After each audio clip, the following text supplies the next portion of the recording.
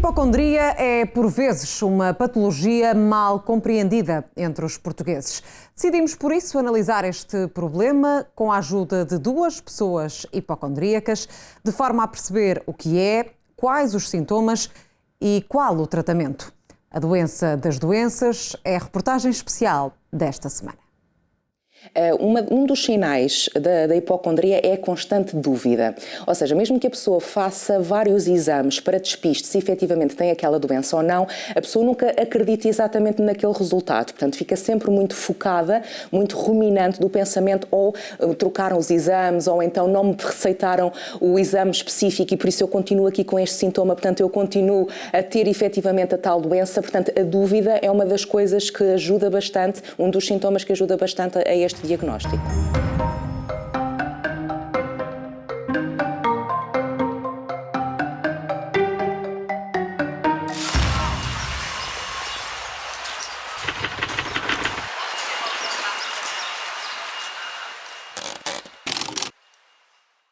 Como é que olha para um sintoma? Tem tudo. Lê na revista a descrição de uma doença, tem. Vê na internet qualquer coisa, tem. E quando eu digo que tem, sente mesmo que tem. Naquele momento, tem. Logo, eu tenho isto. Na mente de um hipocondríaco e que não esteja controlado pode nos levar sempre a acreditar que é uma doença muito mais complexa. Isto desde as dores de cabeça mais simples, de uma palpitação que nos faça logo pensar que é alguma coisa cardíaca, desde um sinal na pele e que há pouco tempo tínhamos ouvido falar em algum cancro da pele e que nos vai logo levar para aí. No fundo é uma vida de sobressalto. E há a tentação de ir ao Dr. Google? Muita. Numa forma inicial, enquanto nós ainda não conhecemos e não nos aceitamos com este problema, a maior tentação é essa. É pesquisar mais e cada vez mais sobre aquele sintoma e a relação que ele tem com várias doenças. Para além de recorrer ao Dr. Google, também a tentação de recorrer a vários médicos e a vários profissionais de saúde que nos possam vir a dar respostas para aquilo que nós sentimos. Eu não. Pessoalmente, jamais em tempo algum eu vou ao Google pesquisar o que é que seja. Já basta a minha cabeça pensar, não vou buscar mais informação ao Google. Evite sequer. E prefiro que as pessoas não me descrevam situações do vizinho que fez isto e que aconteceu aquilo e que a fulana tal tinha aquilo, pensava que tinha... Eu não quero saber disso. Eu, quanto menos souber, eu quero ser analfabeta em relação a doenças.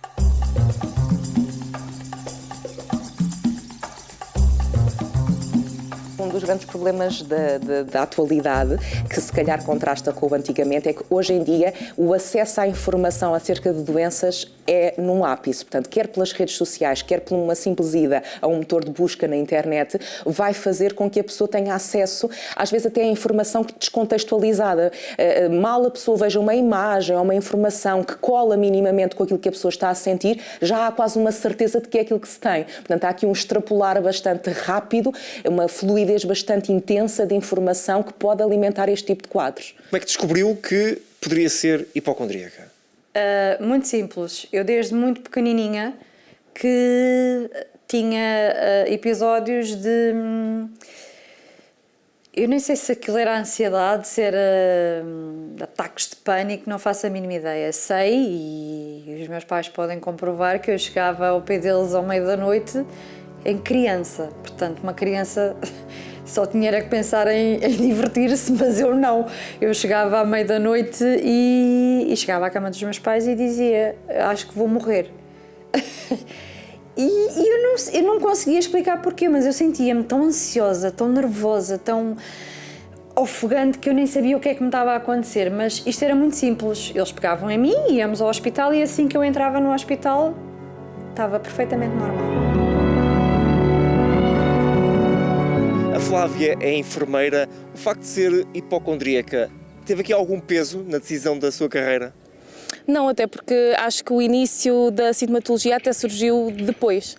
E por acaso é uma coisa engraçada, porque eu adoro o que faço, amo a minha profissão mesmo de paixão e consigo criar aqui um distanciamento entre a Flávia, a enfermeira, e a Flávia, que também precisa de ser cuidada. E no fundo isto até na minha prestação de cuidados e no meu trabalho diário, acho que levo muito isto como uma aprendizagem para lidar até com pessoas com o mesmo tipo de doença. Acabamos por ter, no fundo, um know-how um bocadinho maior sobre a doença mental. É possível para a Patrícia confiar no médico? Ou Não. Não é. Isso é uma das coisas péssimas, é que quando estamos numa situação em que pensamos que temos tudo e ouvimos um médico a dizer que não tem nada, não sou eu que estou mal, é o médico que não percebeu nada, nem conseguiu achar nada daquilo que era suposto ter achado. Vamos pensar assim, a Flávia tem algum sintoma, vai para o hospital e está ali na sala de espera. O que é que se pensa nesse momento enquanto não é entendida? É complicado, é um momento de tensão, com aquela expectativa do diagnóstico, a expectativa de se a pessoa do outro lado nos vai ouvir e escutar, porque às vezes não é só ouvir, não é? Até vir o diagnóstico é uma ansiedade, mais uma vez, um ciclo gerador de sintomas que por sua vez nos vai levar outra vez a pensar cada vez mais em doença. Odeio hospitais. Odeio o ambiente hospitalar, no sentido, até o cheiro eu não gosto.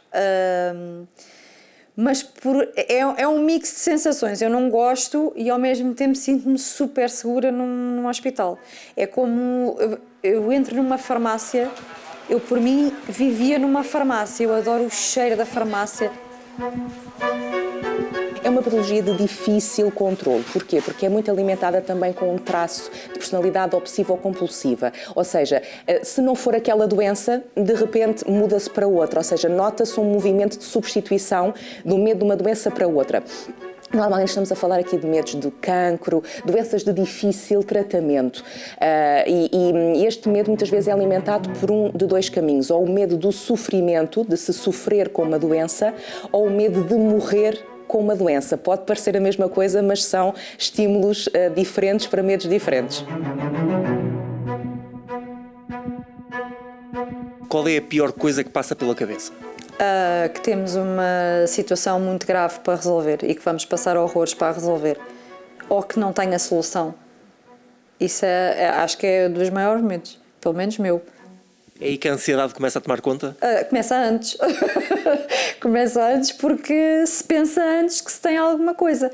Mas o chegar ao médico com os exames e ficar na expectativa de saber que se tem ou não te causa muito mais ansiedade ainda. O pior medo que tive até agora, garantidamente, que terá sido morrer, perder o controle e não poder aproveitar a vida do meu filho. Acho que quem tem este tipo de problema depois de ser mãe, olha para ele com uma perspectiva ainda muito mais complexa. Aumenta? Aumenta porque já não é o medo por nós, é o medo de não estarmos cá para acompanhar a pessoa que nós passamos a amar mais do que a nós mesmos. O facto de trabalhar com médicos acaba também por aproveitar e fazer ali algumas perguntas que tenha... Sim, sem dúvida que sim, claro que sim. Acabo por usar um bocadinho esta minha condição a meu favor. Sim. E o que é que lhe dizem? O que é que os médicos lhe dizem que certamente a conhecem?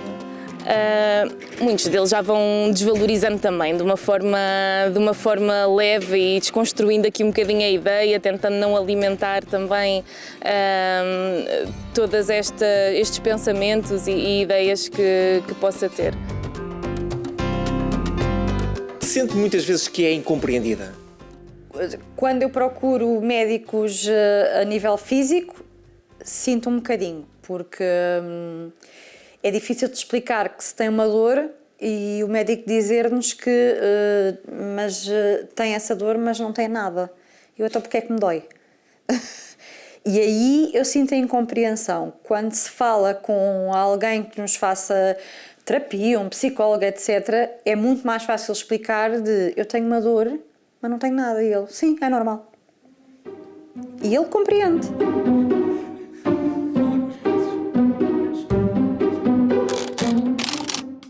A terapia torna-se o melhor medicamento para um hipocondríaco? Muitas das vezes é muito necessário que haja com uma frequência até bastante consistente, porque se é um conjunto de pensamentos que estão a ser constantemente alimentados, tem que haver uma ajuda mais ou menos constante de tentar desconstruí-los, perceber se há alguma experiência no passado que está a alimentar este medo, mas também para dar mecanismos para a pessoa controlar este tipo de pensamentos. Patrícia, quando é que descobriu que se calhar precisava de ajuda? Não descobri, disseram-me. Fui ao médico porque sentia 1001 coisas e o médico mandou-me fazer imensos exames. E eu fui fazer. E quando cheguei ao médico, ele disse-me: Patrícia, tu não tens rigorosamente nada. Ele disse: porquê é que não vais falar com alguém que te ajude a lidar com a situação? E eu: nem pensar, eu não sou maluquinha, aquelas coisas, não sei o que. Mas que estupidez, isso não tem nada a ver de ser maluquinho. Basicamente, tu vais aprender a gerir este assunto da tua vida. E eu: ok, aconselhou-me uma pessoa e eu fui. Esse momento chegou quando comecei a sentir que estava a ter um impacto muito grande na forma como eu vivia o meu dia-a-dia. Estar 100% do meu dia preocupada com um tema, o aumento de sensações a nível mais da ansiedade, o perceber que aquilo estava a ter um impacto na minha sensação de bem-estar, sentir que não estava a conseguir aproveitar situações que deveriam de ser de prazer e para mim estavam a ser de tensão. É identificar aquilo que me está a tirar da minha zona de conforto ou da minha zona de equilíbrio, digamos assim. E identificando isso, consegue-se lidar melhor com a situação. Outra das coisas que eu faço muito é falar. Falar com a família, falar com amigos, falar com colegas de trabalho, partilhar, porque nós, até pela ação das palavras, quando acabamos por partilhar estas emoções, tiramos um bocadinho do peso que elas têm dentro de nós. O que é que as pessoas ainda não sabem sobre este assunto? Eu acho que as pessoas têm muita tendência a gozar com o assunto. Eu própria faço em relação a outras pessoas e faço numa situação para que elas se descontraiam e não se foquem tanto nisto. Tal como uma pessoa com outra patologia física sofre porque tem aquela patologia. Esta aqui acaba por ser, se calhar, até um bocado mais complexa, porque tem um emaranhado aqui na mente, e a mente é o mais difícil de desconstruir. As pessoas não sabem que é uma patologia com uma complexidade grande, mas é igual a todas as outras e deve ser tratada como tal.